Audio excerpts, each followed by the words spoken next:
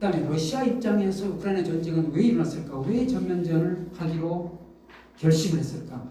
1991년 12월에 이제 고르바초프가 물러나면서 소련 체제가 붕괴를 했습니다. 자, 그다음에 이제 보리스 옐친이라는 사람이 소련 체제가 아닌 소련의 15개 공화국에 만들어져 있는 14개가 독립하고 러시아만 남은 상태에서 러시아 이제 공화국 대통령이 된 거죠. 그런데 이 1990년대 러시아라고 하는 나라는 아까 말씀드린 대로 북한의 고난의 행군의 시기와 같아요. 철저하게 경제가 몰락하고 나라는 분열되고 사회적으로는 아주 마피아가 득세하고 부정부패가 아주 만연하고 출생률이 사망률보다 더 낮아지는 사태가 발생하고 수많은 사람들이 외국으로 이제 인구가 유출되고 이런 나라가 완전히 망해버리는 상황이 되는 거죠. 이런 상황 속에서 보리스 옐친이라는 사람이 한 게 소비식 자유민주주의를 도입해서 한 거죠. 한국 사람들 중에는 어떤 사람들은 지금도 러시아가 공산주의 체제라고 알고 있습니다. 지금도. 그리고 중국을 자본주의 체제로 알고 있고. 물론 중국은 자본주의적 경제 운영 제도를 채택하고 있으니까 중국에 대한 그런 오해는 있을 법한데 소련이 해체되고 30년이 지났는데도 아직도 한국 사람들은 러시아를 소련이라고 부르고 아직도 공산주의 체제라고 생각하고 있는 그런 사람들이 있을 정도입니다. 그러니까 한국 사람들이 이제 이 국제 문제, 세계에 대한 정보나 지식이나 판단이라고 하는 게 얼마나 왜곡된 채 냉전 의식이 계속되고 있는가 하는 걸 알 수가 있는데, 이 서구 민주주의에 대한 완전한 환멸감을 갖게 됐습니다. 러시아인들이 10년 동안 이 나라가 완전히 망해버리는 이런 상황을 보면서 그게 이제 이 보리스 옐친과 그 측근들의 큰 책임이 있는 것이고, 소련 시대 이래로 이제 아주 원활하게 이제 정상 국가로 그렇게 복구되지 못한 여러 정치 세력들의 또 지배 엘리트들의 큰 책임이 있는 것인데, 러시아 민중들의 입장에서 보면 이건 잘못 러시아하고는 맞지 않는 서구식 민주주의에 들어왔기 때문이다 이렇게 생각합니다. 서구식 민주주의라고 하는 게 부정과 부패와 무능과 나라를 팔아먹는 매국노들이 설치는 체제라고 동일시하게 된 겁니다. 서구식 민주주의에 대한 철저한 환멸감을 갖게 된 거죠. 그래서 러시아는 그런 서구식 민주주의에 맞지 않는다라고 하는 그런 생각을 하게 됐고, 그래서 이제 서방 우리나라 사람들 아마 여러분들도 어떻게 해서 푸틴이 저렇게 20년 이상이나 저렇게 집권하고 또 이렇게 높은 지지율, 신문에 보도에 보면 뭐 70% 80% 이렇게 된다는데 그게 사실이냐? 러시아 정부가 조작한 것이라고 이제 서방 측에서는 보도를 하는데 뭐 조작한 거 아니냐라고 얘기를 하는데 이제 만약 한국의 언론, 한국의 여론조사가 조작된 것이라고 하는 그런 의미에서라면 러시아 여론조사 조작됐죠. 미국의 여론조사 다 조작된 것이고 그런 식으로 말한다고 한다면 그런 게 러시아는 푸틴이 등장하면서부터 국가에 이제 정치적으로 질서가 잡히고 이제 부정부패가 어느 정도 줄어들고 지금도 물론 존재하지만 부정부패가 어느 나라가 있습니까? 한국의 부정부패가 다 사라졌나요? 미국의 부정부패가 없나요? 그렇지 않습니다. 정도의 차이가 있는 것이죠. 약간 양상이 달라지고.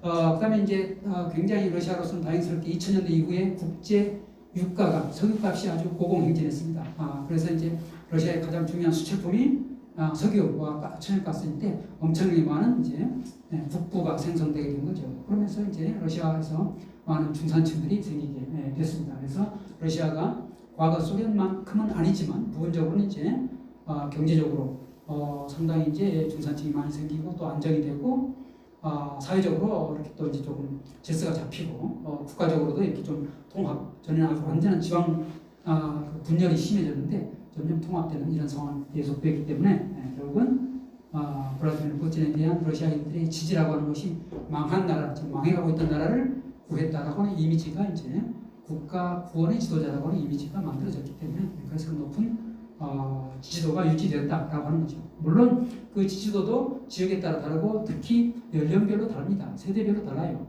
제가 이제 우크라이나 전쟁 이후에는 러시아를 가보지 못했습니다만 그 전까지 갔는데 제 친구들이 이제 러시아의 여러 대학에서 교수를 하고 있기 때문에 이제 그런 대학들을 방문할 기회가 있습니다. 그 대학들의 복도를 가보면요, 제가 미국에서도 한 10년 가서 1년 시애틀에 살았는데 미국에 있는 대학생들 한국 대학생들 못지않게 자유롭습니다. 그 학교 캠퍼스 안에서 복도에서 떠들고 요란스럽게 장난치고 노는 걸 보면은 서방 측에서 보도하는 러시아가 전제주의 국가다, 독재 국가다, 푸틴이 독재를 하고 있기 때문에 사람들이 정말로 억압받으면서 눈치 보면서 한다. 천만의 말씀 만만의 콩떡. 얼마나 러시아의 대학생들이 자유롭게 살고 있는지. 그 다음에 러시아의 그 TV 보면은요, 우리나라 그 백분 토론 절에 가랍니다. 우리나라의 백분 토론이나 뭐 이런 것들은 그나마 이렇게 공중파라고 하는 TV 토론 프로그램의 특성상 해야 될 말과 하지 않을 말을 구별하면서 해요. 그러다 어쩌다가 이제 뭐 좀 튀는 발언하면 그게 이제 뉴스가 되지만 러시아에서는 과연 저렇게까지 말해도 될까? 라고 하는 토론 프로그램이 뭐 매일 저녁 계속 있습니다. 그냥 한국이나 미국에서는 상상도 할 수 없을 정도의 그런 얘기를 다 노골적으로 다 까발리는 그런 토론은 뭐 60분, 100분씩 계속 하고 있어요. 날마다 하고 있어요. 과연 러시아가 언론 통제가 되는 나라가 맞나? 라고 하는 생각이 들죠. 또 하나는 제가 이제 러시아 모스크바 가면 자주 묵는 그런 호텔이 있었는데, 뭐 작은 이제 삼성급 호텔입니다. 지하철에 가까워서 제가 거기 자주 얘기했는데, 그게 이제 로비에 모스코 타임스라고 하는 영문 신문이 영자 신문이 있습니다. 그걸 보면 놀랄 정도입니다. 아니 러시아 정보부는 뭘 하길래 이런 신문을 그대로 놔두나? 한국 정보부나 미국 CIA는 전혀 허용할 수 없을 정도로 어마어마한 폭로 기사들이 계속 나옵니다. 러시아 정부가 블라디미르 푸틴의 개인에 대한 폭로와 비난 기사가 줄어듭니다. 영자 신문. 모스크바 한복판에서 저 블라디보스토크 변방도 아니고 어떻게 이런 신문이 이렇게 버젓하게 하루 이틀 나왔다가 사라지는 것도 아니고 몇 년 동안 이렇게 가만히 이렇게 보도가 되고 있을 수 있지? 라고 할 정도. 물론 그렇다고 해서 러시아가 제가 지금 아주 세상에서 가장 자유로운 나라다라고 말하는 게 아닙니다.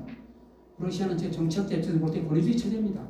굉장히 상명하복의 오랜 전통적인 문화가 있고 굉장히 여전히 국가 정보기관의 힘이 아주 막강하고 또 이 대통령실의 힘이 아주 막강하고 그렇습니다. 권위주의 체제에 분명해요. 그렇다고 해서 우리가 상상하듯이 그런 권위주의 체제에 서는 사람들이 숨도 못 쉬고 아주 그냥 억압체제에 산 이런 식으로 완전히 잘못된 인상. 한국도 이 권위주의 체제와 약간 리버럴 체제가 계속 왔다 갔다 하잖아요. 한국이라는 나라 자체도 지금도 권위주의 체제라고 할 수 있죠. 한국도. 그렇게 해서 이제 러시아가 경제적으로 좀 상승하고 중산층도 많아지고 그 늘어난 국부를 통해서 이 군사력도 좀 현대화하고 하면서 나름대로 좀 자신감을 갖게 됐죠. 그래서 2000년대 중반 이후에는 계속 목소리를 내기 시작합니다. 나토에 대해서도 더 이상 동진하면 우리 가만히 있지 않겠다. 계속 경고를 해요. 계속 미국과 나토가 이제 동쪽으로 계속 오고 있으니까. 그래서 결정적으로 러시아가 경계심을 갖게 된 게 아까 얘기했던 2008년에 부크레스트 선언이죠. 조지아와 우크라이나. 그러니까 소련의 일부였기 때문에 더 경계심을 갖는 겁니다. 폴란드나 체코나 뭐 루마니아나 이런 나라는 사회주의 진영이긴 했지만 소련은 아니었어요. 그런데 조지아나 우크라이나는 바로 소련의 일부였습니다. 그러니까 자기 그야말로 일본식 표현으로 자기 나와버렸던 거죠.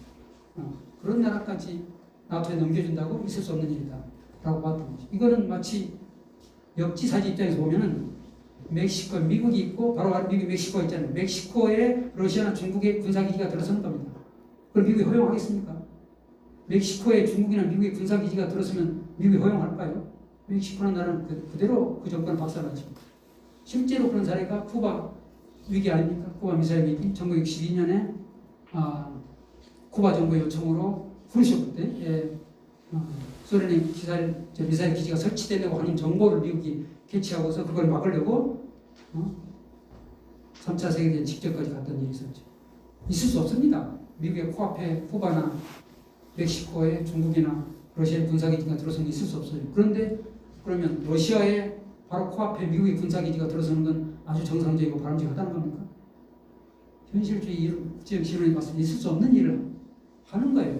그런데 워낙 서방의 자유주의적 언론이 보도를 그냥 인권과 민주주의를 수호한다고 하는 명분을 내세워서 보도를 하기 때문에 서방 측의 많은 사람들은 심지어 진보 좌파까지도 러시아를 비난한다 그죠. 미국을 비난하는 게 아니고.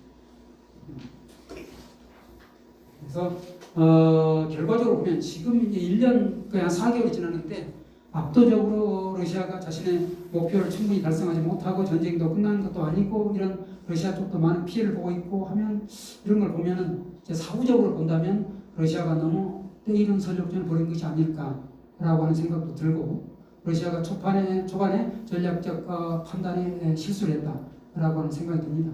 러시아가 우월한 제공권을 이용해서 키예프라고 하는 그 우크라이나 정부의 수도를 미국이 일반적으로 이라크나 아프가니스탄 공격하는 것처럼 전광석화 같은 작전을 통해서 2, 3일 만에 수도를 마비시키고 전체 이제 그 전략 자산을 다 통제할 수 있었다고 한다면 훨씬 빨리 우크라이나 전쟁이 다 끝나버렸을 겁니다. 훨씬 적은 인원의 희생을 겪어서. 그런데 그게 이루어지지 않음으로써 러시아가 아마 전략적 오판을 하면서 결국 이제 이렇게 전쟁이 오래 끌고 있었고, 그다음에 결국 전쟁의 과정에서 러시아군이 그렇게 현대적이고 효율적이지 못하던 점이 드러났죠. 굉장히 많은 비효율적인 점들이 드러났습니다. 물론 우크라이나 군대가 얼마나 비효율적이고 얼마나 엉터리고 얼마나 부정부패가 심하고 미국이나 유럽에서 들어온 무기들을 러시아군에게 팔아먹고 하는 이런 것은 보도도 안 되고 있습니다. 모든 전쟁 과정에 나타난 여러 가지 부정부패와 비리와 문제점, 허점 이런 것들은 다 러시아에서만 나타나는 걸로 다 보도가 돼요. 우크라이나군은 더 심합니다. 우크라이나군의 어떤 그 비인도적 조치 아주 심해요. 제가 한 사례를 들어볼게요. 제가 잘 아는 친구가 블라디보스토크 러시아 출신이에요. 한국에서 20년 이상 살고 있습니다. 자기가 러시아에서 산 것보다 한국에서 와서 산 게 더 오래됐다고 이렇게 말하고 있습니다. 아주 한국말 유창하고. 근데 이 친구가 슬랩첸코라고 하는 친구인데 성이 오자로 끝나면 이 소련권에 사는 사람들은 본래 자기 조상이 우크라이나에서 왔다는 뜻이에요. 우크라이나계의 전형적인 성이 오로 끝나요. 뒤에. 근데 자기 친척이 우크라이나에 있다는 거예요.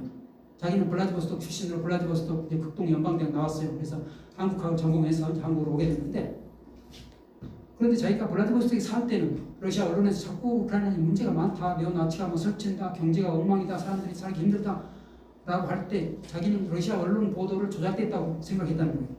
젊은 친구니까, 지금 젊다고 해도 40대입니다만 서방 측의 미디어 영향을 많이 받은 자유주의 성향의 친구니까 지금 러시아 지금 정부가 거짓말을 하고 있을 거야 라고 생각했다는 거예요. 근데 자기가 이제 몇 년 전에, 전쟁 나기 몇 년 전에 무슨 일로 우크라이나 실제로 친척들로 살고 있으니까 가볼 기억이 있었다는 거예요. 가봤더니 자기가 평소에 들었던 러시아 언론의 보도가 사실이었다는 거예요. 정말로 이렇게 우크라이나가 엉망이 되나? 그리고 자기 사촌 형 중에 한 명이 실제로 그 전쟁이 나니까 자기 가족들 데리고 폴란드 도망가려고 하는데 도망가서 잡혔다는 거예요. 끌려갔다는 거예요. 이런 많은 일들이 전쟁에 참전하지 않으려고 하는 러시아 사람들이 다 중앙아시아로 수십만 명이 도망갔다는 기사는 계속 들필되지만, 우크라이나에서 전쟁하기 싫다고 도망가는 사람들이 우크라이나 정부군이나 몇 명대에 잡혀갔다는 보도는 한마디도 안 나옵니다. 왜? 그게 우크라이나 정부나 미국이나 서방측 불리한 보도이기 때문에 그런 거죠. 우크라이나 정부의 미신을 훼손하는 것이기 때문에. 그러면 그런 나쁜 인권을 훼손하는 우크라이나 정부를 지원해주는 명분이 사라지기 때문에 그런 거죠. 그런 보도를 안 하는 거죠. 그리고 또 하나는 이제 러시아인들이 아까 이 나토의 동진에 대해서 자기 코앞에 미국의 군사기지가 들어온다라고 하는 위기의식이 있고, 또 하나는 이 소련 시대를 겪은 사람들이 아직도 많이 기성세대가 살고 있기 때문에 소련은 초강대국이었다 라고 하는 그런 초강대국에 대한 향수가 있습니다. 소련이라는 체제로 다시 돌아가지는 못한다는 걸 다 알고 있어요. 바보가 아니나 어떻게 소련 돌아가겠습니까? 그렇지만 소련이라고 하는 나라가 러시아인들에게 주었던 자부심, 유럽의 변방 국가가 세계에서 미국의 초강대국이라는 미국과 함께 자웅을 겨뤘던, 그것도 뭐 1년도 아니고 70년 가까이 그런 역사에 대한 그 영광된 과거에 대한 자부심, 그런 시대가 지나갔다고 하는 뭐 안타까움, 애잔함, 그 향수가 있어요. 그래서 푸틴에 대한 지지도가 높은 것들이, 블라디미르 푸틴이라는 사람이 다시 우리 러시아를 그렇게 위대하게 만들지 않을까라고 하는 기대가 그런 지지에 섞여 들어가 있는 거죠. 물론 아까 제가 말씀드렸다시피 제가 그 얘기를 하려다 이제 못하고 지나갔습니다만, 러시아 대학생들 10대, 20대, 한 30대까지 푸틴에 대한 지지도 높지 않습니다. 푸틴에 대한 높은 지지도 60%, 70%, 80%, 90%는 대체로 50대, 60대, 70대. 그죠? 그러니까 우리나라에서 세대 차이가 아주 극심하게 나타나고 있지 않습니까?